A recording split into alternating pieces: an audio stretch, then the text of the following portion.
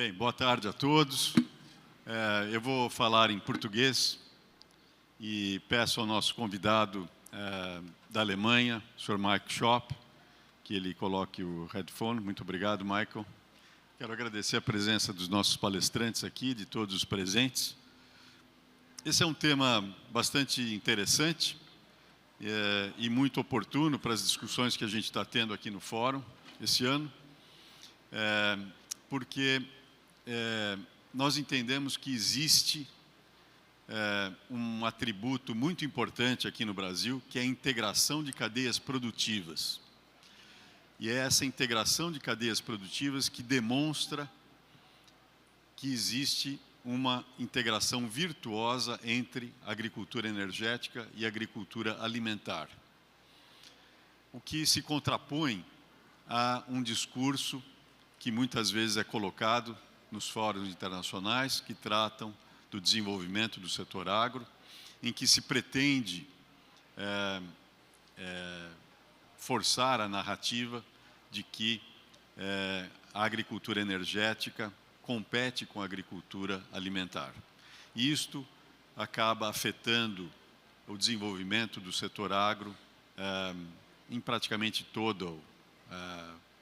todas as geografias em que ela se encontra, não só afetando e criando uma narrativa que não corresponde à realidade aqui no Brasil e em outros países onde essa integração ocorre, mas até na própria Europa, que é o berço dessa narrativa.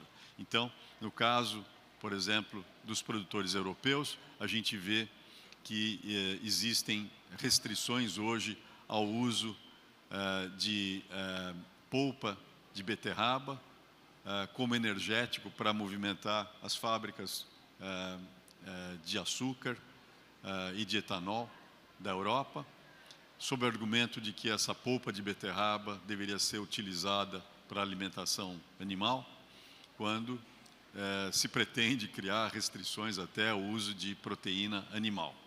E então é uma narrativa que acaba não encontrando muita coerência, mas baseada numa taxonomia que procura classificar a produção, inclusive de bioenergia, em biocombustíveis que advêm de matérias-primas que podem ser utilizadas para alimentos,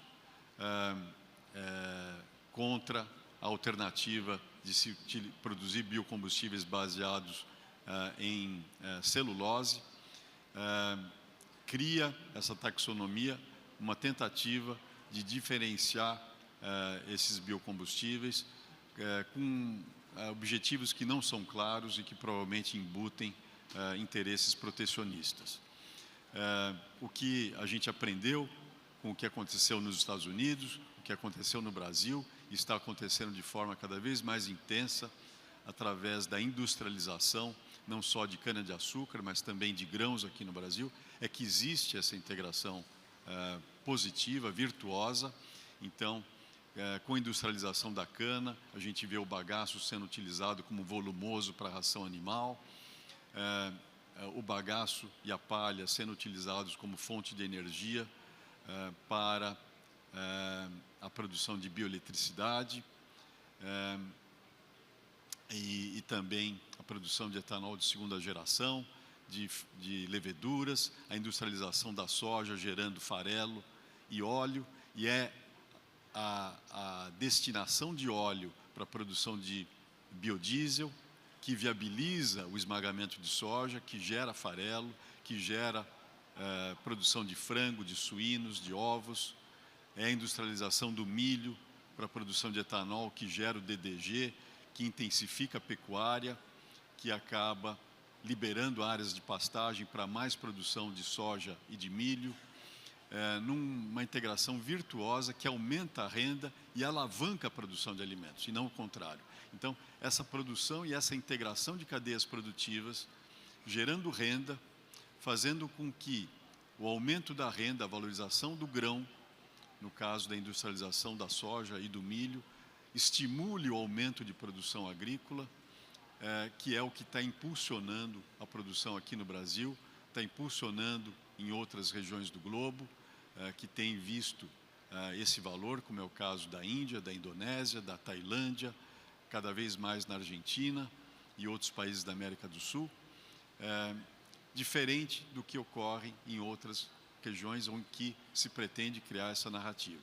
Então, esse painel aqui constituído vai ter a oportunidade de discutir esses elementos, e eu gostaria de começar essa discussão passando a palavra ao nosso amigo Michael Schopp, que é o CEO da Pfeiffer & Langen, que é um dos grandes produtores de açúcar da Europa e que vai falar sobre a sua empresa e sobre a sua visão, inclusive de diversificação e de potencial que existe nessa integração e no uso integral da energia da biomassa para alavancar a sustentabilidade. Então, Michael, por favor, queria passar a palavra para você inicialmente. Muito obrigado.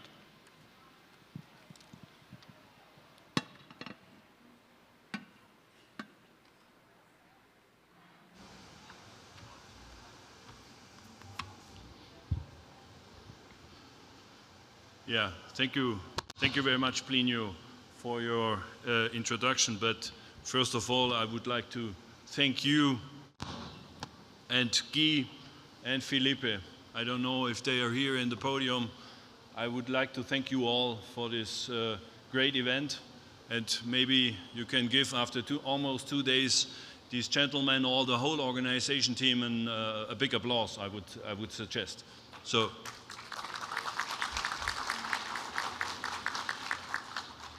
For me, as I said, it's really a great honor for me to be able to take part in this amazing event as one of the speakers, not only in the audience, but also being one of the speakers.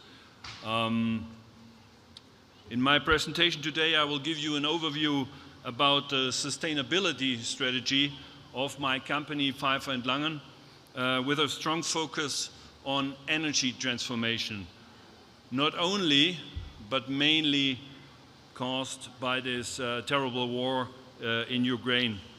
As you know, or as you might not know, with our Ukrainian activities, we have been directly affected for more than 2 years now, since this war started in February 2022. At the beginning, I would like to give you an overview about my company. Pfeiffer & Langen was founded in 1870 in Cologne, Germany. Today, Pfeiffer & Langen is still family-owned and completely independent, like Plinio, if I may say so, like Datagro. And this is not, no. With sales, as you can see on the slide, of around 1.8 billion euros, and more than 3,500 employees at 24 locations. We are one of the bigger players in Europe. We produce and sell around 2.1 million tons of beet sugar. In the translation, I heard cane sugar. We are not a cane sugar producer because cane is not growing in Europe. We are a beet sugar producer. And we offer our customers more than 300 different types of sugar. This is one of our core competences, to develop tailor-made products together with our customers. We have a strong partnership with around 11,500 beet growers, and one of our major strategic targets is to further bring down our CO2 emissions as fast as possible. We reduced them already from 1990 until 2023 by around 75%, and we will continue this roadmap. The target is clear: to become carbon neutral by 2040 in terms of our sugar production, carbon neutral by 2040 at the latest. On this chart, I will show you our locations in Europe today. Our group headquarters is based in Cologne. You can see it here as the red dot. And we have in total 5 factories in Germany. In Poland, we have, in addition to our headquarters in Poznan, another 4 factories in the western and in the northern part of Poland. And, very important for us, in Ukraine we currently have 6 factories.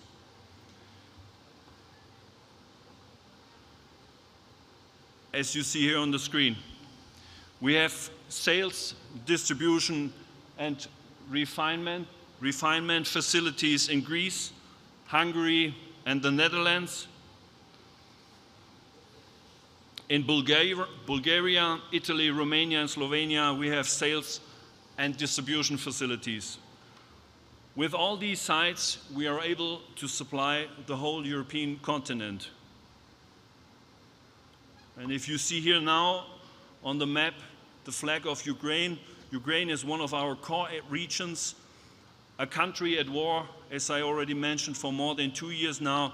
Therefore, I would like to give you an update about the current situation over there.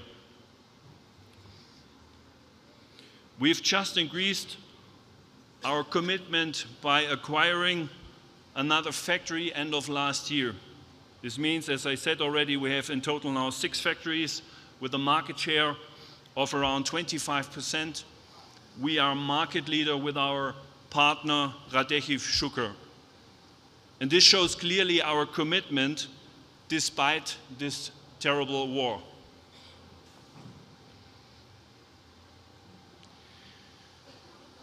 Even before this war of aggression started in February 2022, the change of energy sources had been initiated. The change of energy sources to biomass had been initiated in our Ukrainian factories with a clear target. And this is not only an ecological, also an economical aspect, becoming independent from fossil fuel as fast as possible. And by the way, not only in Ukraine, that's a clear target for all of our factories. You can consider our Ukrainian factories as a test environment or a test lab. We started tests with wood pellets. It turned to be out very promising. The same results we figured out with beet pulp pellets. Beet pulp, for those who are not aware of, you can compare it a little bit with bagasse. And we also did testing with sunflower pellets.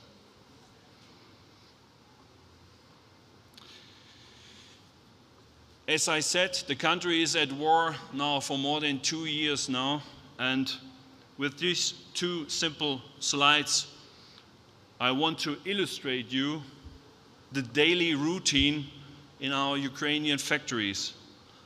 Our guys move back and forth between their workplace and their air raid shelters. What you see on the screen on the left-hand side is an extract of the daily work packaging area. On the right-hand side, you see an air raid shelter because of the risk of missile attacks, because the country is at war. You saw on the map, even if the factories are more in the western part of Ukraine, missile attacks is unfortunately happening quite often in that region. At the beginning of the war, we decided immediately to build in each of our factories, except the one we acquired last year, to build air raid shelters to have maximum protection for our employees. On the one hand side, you can say, fortunately, as a sugar producer in Ukraine, we are considered as a so-called critical infrastructure. Therefore, only a few of our employees had to go to war, but unfortunately, most of their relatives and friends are at war. And as a European citizen, I can tell you, it's a nightmare having a war in the heart of Europe almost 80 years after the end of Second World War, which nobody could have even imagined.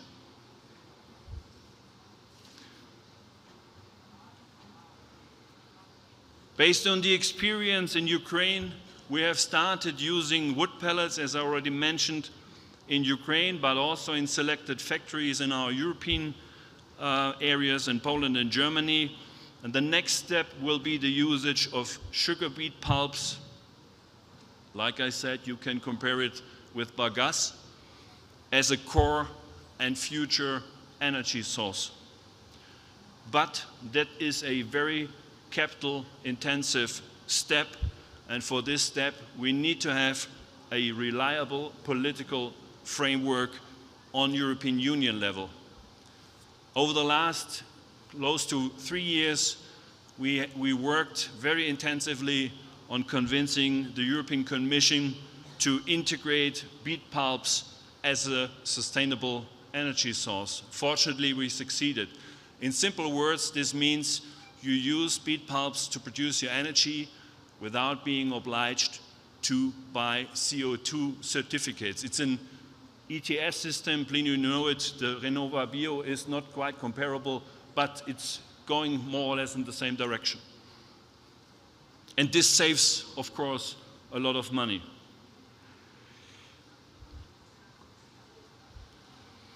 How does all this fit to our sustainability strategy 2030? Let me give you an overview. As you can see on the first cornerstone, we develop solutions and support further the sustainable growth of beets. This means, in simple words, using less pesticides. The second pillar, we use sustainability as a differentiator in a changing food behavior. In other words, promote a healthier nutrition for the people. We are going in kindergartens, we're going in schools, we're going in universities to help educating the upcoming generations. And very important also, of course, to strengthen our competitiveness with future-oriented investments. Our third cornerstone is very, very important because we see our employees, I hope most of you also, as the basis of our corporate sustainability. Without qualified and motivated personnel, you won't be able to cope with all upcoming challenges. And finally, we operate in a circular manner. We committed ourselves in 2022 to set up company-wide emission reductions in line with Science-Based Target Initiative to limit global warming to 1.5 degrees above pre-industrial levels. You can see it here on the screen. It is related directly to the Paris Climate Agreement.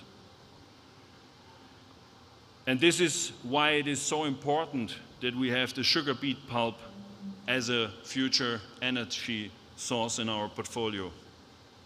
All four cornerstones or pillars contribute to our ecological, social, and economic goals of our Sustainability Strategy 2030. Our target is clearly, as I said, to achieve maximum efficiency in circular economy through 100% usage of our sugar beet. And this means the following: self-clear, producing beet sugar, that's priority A. But you can call it as a side effect, we produce molasses as animal feed and for the fermentation industry. We also use pressed or dried beet pulp as animal feed.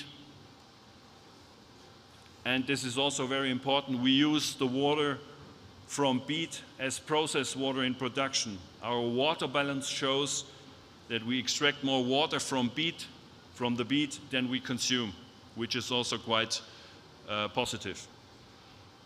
Last but not least, using beet leaves as fertilizers in the field. And finally, as I already mentioned, sugar beet pulp, biomass as our core and future energy source. Let me summarize my presentation. We want to achieve climate neutral sugar production by 2040 at the latest through energy savings, very important, and the strategic focus on renewable energy. Driving forward this target also by using new technologies, including AI, to permanently improve our efficiency. Third topic, promotion, as I already mentioned, of circular economy, meaning 100% usage of our own beet pulps. The question is, why are we all doing this? It's not just for fun. It's strengthening our competitiveness by becoming more independent from international developments, like we have this sad topic at the moment in Ukraine, as I mentioned.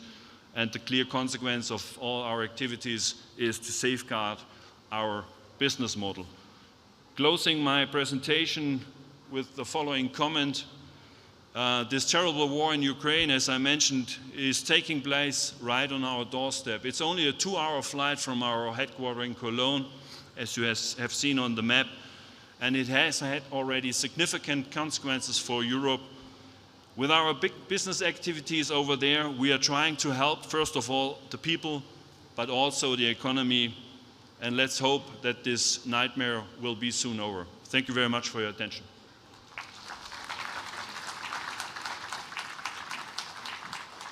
Muito obrigado. Thank you very much, Michael. Our solidarity to you and to the whole team of Pfeiffer & Langen, Germany and Ukraine for what is happening. Muito bem. Uma história bastante interessante e virtuosa que está acontecendo no Brasil, na linha dessa integração virtuosa entre agricultura energética e alimentar, é o desenvolvimento do etanol de milho, que em 2013 era praticamente nascente e passou de próximo de zero aos atuais esperados 7,7 bilhões de litros de etanol esse ano, o que representa aí mais de 20% da produção brasileira e deve continuar crescendo.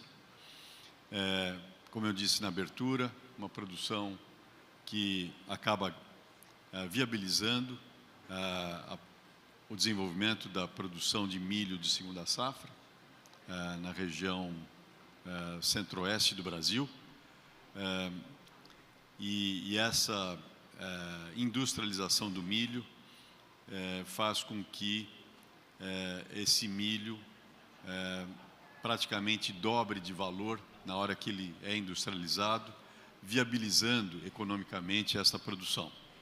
Então, se o produtor produzisse só o milho e vendesse o milho a preço de mercado, ele estaria, na maior parte do tempo, simplesmente pagando os custos de produção, mas quando ele industrializa o milho, a renda gerada e o valor agregado com a industrialização faz com que a margem da produção integrada de milho e da sua industrialização passe a ser uma margem entre 30% e 40%. E é esta margem que viabiliza o pagamento de um prêmio à produção do milho, que estimula a ampliação da produção de milho de segunda safra e a intensificação da pecuária através do DDGS, liberando área de pastagem para a produção de mais grão. Então, é sobre isso que eu gostaria, Guilherme, que é o presidente da UNEM, União Nacional do Etanol de Milho, que discorresse sobre esse desenvolvimento e a importância disso para o desenvolvimento e para onde é que nós caminhamos com a produção de etanol de milho aqui no Brasil e que exemplo isso traz para essa discussão. Boa tarde a todos. Primeiro, queria agradecer o convite, né, e a parceria. Somos amigos e parceiros neste e em outros eventos. E eu acredito que estamos no final de 2 dias de muito trabalho, de muita informação. Todos nós sairemos impactados e maiores daqui, com tanto debate rico em cima de 2 temas extremamente importantes para o mundo: a segurança energética e a segurança alimentar. E qual o papel que a agricultura tropical pode deixar, né, a essa grande desafio do mundo, que deverá crescer aí mais 2 bilhões de habitantes, Sérgio, nos próximos 25 anos. 2 bilhões de habitantes era a população do mundo em 1920. Então, o mundo demorou 1920 anos para ter 2 bilhões de habitantes. E nos próximos 25 anos, nós teremos mais 2 bilhões de habitantes. Então, o desafio é muito grande e sistemas integrados de produção são extremamente importantes para que a gente possa combater as mudanças climáticas e alimentar o mundo, para que a gente tenha paz, né? A pior guerra que tem pode ser a guerra pela segurança energética e segurança alimentar. E o setor que eu represento é muito oportuno, né, na sua contribuição a essas duas agendas, né? A agricultura tropical propicia, no mesmo hectare de terra, no mesmo ano safra, se colher aí 4.200 quilos de soja e sem que haja a manipulação do soja no plantio direto, na palha, se produzir em ato contínuo mais 3.500, 4.000 quilos de milho, sem irrigação.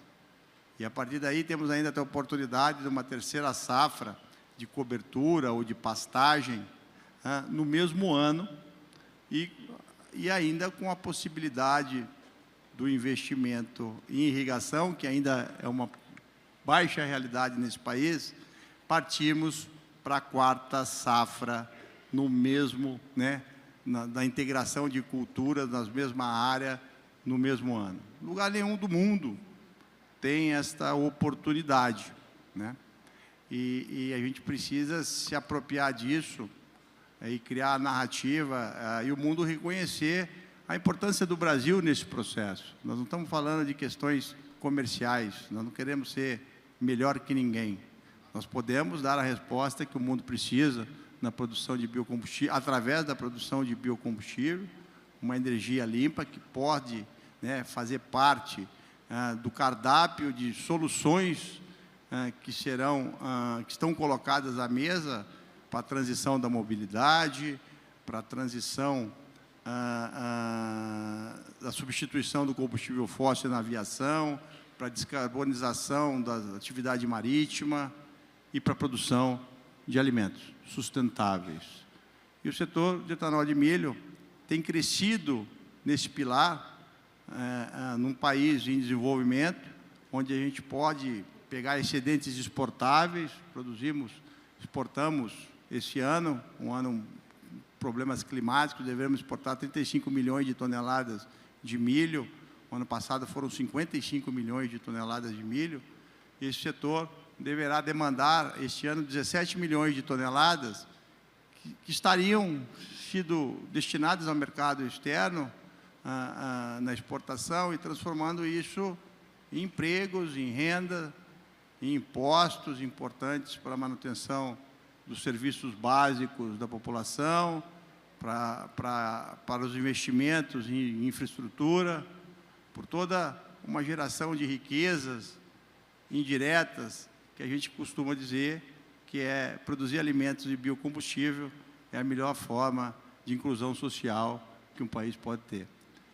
Então, doutor Plínio, como o senhor disse, é um círculo virtuoso, onde nós podemos, né, prestigiar, impulsionar o crescimento da produção de milho de segunda safra, a partir de 2017, quando esse setor se implanta no Centro-Oeste, em Mato Grosso, nós crescemos 50%, Sérgio, a produção do milho de segunda safra, porque o milho ganhou vida, ganhou previsibilidade, ele era apenas uma cultura de integração secundária da cultura da soja.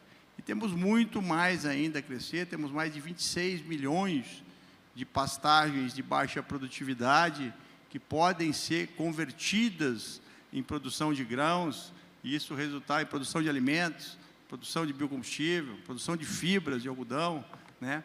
E é o grande discurso que a gente encontra na Europa, nos Estados Unidos, né? A agricultura tropical pode dizer que somos food, feed and fuel, né? Produzimos alimento, ração e combustível, né? Gerando riqueza.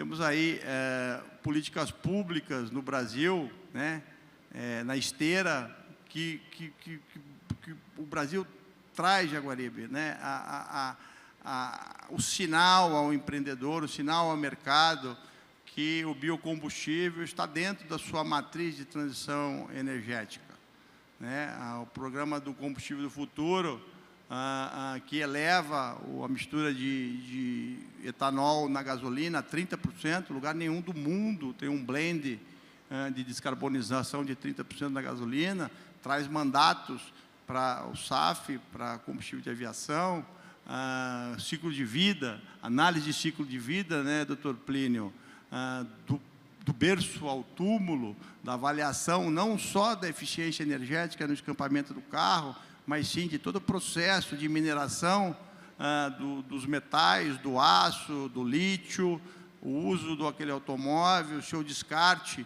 no meio ambiente, depois de toda a sua utilização. E o etanol se mostra competitivo com o carro eletrificado, talvez o carro híbrido a etanol seja uma grande vertente em algumas situações, uma bateria de um carro totalmente elétrico, você consegue construir 53 baterias de um carro híbrido, uma pequena bateria de passagem. É isso, né, doutor Plínio? Me corrija. Então, é um carro muito mais sustentável, e o setor de etanol de milho tem crescido ancorado nessas oportunidades, né? De forma sinérgica com a cana-de-açúcar, né? Foi ele que oportunizou a cana-de-açúcar poder ter um mix mais açucareiro, poder contribuir mais no mercado mundial do açúcar, e a gente cumprir com responsabilidade a mistura, os mandatos de mistura de etanol que nós temos na gasolina brasileira, e poder ainda avançar, né, Mário, para um crescimento aí ainda maior, para 30%, podendo chegar até 35% do etanol na gasolina. A gente precisa, né, transformar isso, doutor Plínio, em narrativa, né? Dizer isso ao mundo não é o que nós vamos fazer no futuro, nós já estamos fazendo. A transição energética do Brasil começou na década de 70 com o programa do Proálcool, e a gente vem fazendo isso com maestria e conjugando produção de combustível com alimentos e gerando riquezas, né? Precisamos sim ser reconhecido como combustível avançado, para que a gente possa ser um exemplo de transição energética para o mundo. Muito obrigado, Guilherme. Você tem toda a razão. O Brasil é esse grande exemplo de matriz energética renovável. Dos países do G20 é o que tem a matriz mais renovável, 48,4% renovável, na oferta primária de energia. Matriz elétrica, 92% renovável. Dentro desses 48,4% da oferta primária de energia renovável, a cana-de-açúcar é a fonte primária de maior representatividade, com mais de 18%, muito mais do que a hidroeletricidade, que são 12,5%, mais do que o fóssil do gás natural, que é 12%, né? A cana-de-açúcar só perde para o petróleo, que é 34%. E quando a gente olha a matriz de transportes, o Brasil faz um grande papel, né, ao estar substituindo hoje 46,1% da gasolina com etanol, em gasolina equivalente. Não tem país do mundo que esteja fazendo um trabalho tão eficaz. E, como você lembrou, esses 46% advêm dos 27% de mistura na gasolina e do etanol hidratado consumido pela frota flex. Mas a gente tem um potencial muito grande de expansão do uso do etanol na frota flex e na frota de híbridos, porque, nesse momento, apenas 31% da frota flex está usando etanol hidratado. Então, existe um potencial ainda muito grande de ampliação desses 46%, se a gente tiver uma utilização de etanol maior na frota flex, e, portanto, existe esse grande potencial. As dificuldades de criação de infraestrutura de eletrificação estão indicando essa oportunidade de se utilizar a tecnologia do híbrido, e a regulação brasileira, de forma muito interessante, com neutralidade tecnológica, coloca todas as opções à mesa, mas a opção de criar uma métrica que é a inclusiva e a mais completa do mundo, que é o berço ao túmulo, é que vai nortear a escolha da tecnologia que será a mais adotada pela sociedade, pelo consumidor. Então, o Brasil está indo na direção correta, diferente de Estados Unidos e Europa, que está fazendo uma opção tecnológica muito clara, né? O que o Brasil está fazendo é definir a meta do que se pretende atingir, definindo a métrica de que deve ser utilizada para atingir a meta, e aí deixando o mercado, a inovação tecnológica, ditar qual será a solução vencedora. A gente acha que a vencedora é o híbrido, mas vamos deixar o mercado determinar qual é essa solução. Nós temos aqui a presença também do Tércio Della Vecchia, que é o sócio fundador e presidente da Reunion Engenharia, empresa que tem dominado a construção de plantas de biocombustíveis aqui no Brasil, e o Tércio vai falar sobre essa integração entre a produção de diferentes biomassas para a produção de biocombustíveis. Então, Tércio, por favor. Está funcionando? Muito bem. Bom, em primeiro lugar, boa tarde a todos. Em segundo lugar, eu gostaria de agradecer ao Plínio e à Datagro pelo convite e cumprimentar meus colegas aqui. Eu tenho apenas 3 slides para mostrar para vocês. Então, o primeiro é um diagrama de como que uma integração cana, milho e boi pode ser realizada. Se vocês olharem do lado esquerdo desse diagrama, vocês vão ver a entrada do sistema integrado. Então, entra cana, milho e boi magro. Da cana vai para a usina e sai açúcar, etanol, bagaço e vinhaça.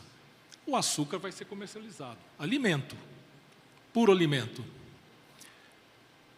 O bagaço vai para a caldeira, gera vapor, que gera eletricidade e vai embora.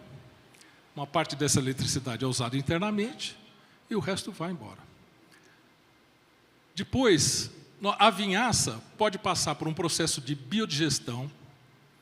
Esse biodigestor produz biogás, que purificado vai dar biometano, que é outro biocombustível, que vai ter um crescimento enorme. Tem bastante gente interessada nisso e que tem fontes de financiamento muito boas e é um boom que vai existir. Muito bem, o milho vai para a destilaria e produz etanol e DDG. E o boi? O boi vai se alimentar de milho, vai se alimentar de DDG e vai se alimentar um pouco de bagaço, como volumoso. Interessante, né? O boi vai para o confinamento e o resíduo do confinamento vai para um biodigestor. O biodigestor vai produzir biogás, o resíduo do biodigestor vira fertilizante, o biogás purifica biometano e sai o boi gordo. Muito bem, a vinhaça biodigerida, ela também vai para a fertirrigação. Então vejam que é um sistema totalmente fechado. Aí a gente pergunta, mas isso daí usa energia e água? Sim, claro que usa. Só que toda energia e toda água pode vir só da cana. A cana traz para o processo industrial toda a água e energia necessárias para o processo. A energia através do bagaço e a água porque é componente da cana, propriamente dita. Eu sempre brinco que uma usina de açúcar é a única indústria que pode ser implantada no meio do deserto, porque tanto o material de processo como a energia e a água necessárias do processo, vem tudo com a cana. É uma pena que cana não dá no deserto, senão seria uma maravilha isso, né? Mas quem sabe, a China está mudando já o deserto para floresta. negócio muito interessante. Muito bem. Esse daqui é um sistema que dá para ver que é muito interessante. Mudando de... Esse daqui é um gráficozinho que dá uma noção do que nós estamos falando. Do lado direito, nós temos uma pastagem.